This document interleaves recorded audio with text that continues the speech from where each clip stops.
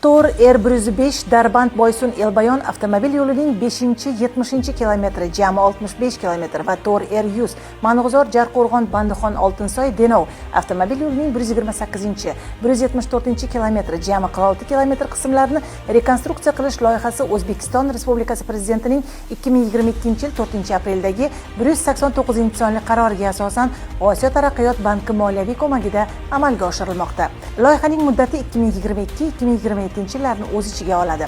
Surxondaryo viloyatida amalga oshirilayotgan ushbu yirik yo'l infratuzilma obyektining 46,2 kilometri Boysun tumanidan, 16,5 kilometri Bandixon tumanidan, 9 kilometr Qumqo'rg'on, 23,5 kilometr Oltinsoy va 11,2 kilometr Denov tumani hududidan o'tgan. Qoplama turi sement beton bo'lib, qalinligi 27 sm-ni tashkil etadi. 111 kilometr uzunlikdagi avtomobil yo'li 2 va 4 tasmali yo'ldan iborat.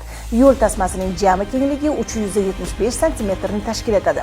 O'qqa tushadigan yukni ko'tara olish qobiliyati 13 tonna qilib belgilangan. Obyektda jami 24 ta ko'prik, 2 ta yo'l o'tkazgich, 3 ta yer osti va yer usti piyodalar o'tish yo'li mavjud. Harakat jadalligi sutkasiga 14 ming dona avtotransport vositasi urishiga to'g'ri kelishi prognoz qilinmoqda. Obyekt loyihachisi Yo'l loyiha byurosi MChJ, konsultantlar Koreya va Singapur davlatlarining yirik yo'l qurilish kompaniyalari. Ozarbayjonning Lankaran yo'l tikinti kompaniyasi pudratchi tashkilot sifatida jarayonlarni 3 lotga bo'lgan holda amalga oshirmoqda. Mazkur yo'lning qurib bitkazilishi Surxondaryodan Toshkentga olib boruvchi yo'lni 146 kilometrga qisqartirib, aholiga qulaylik yaratadi.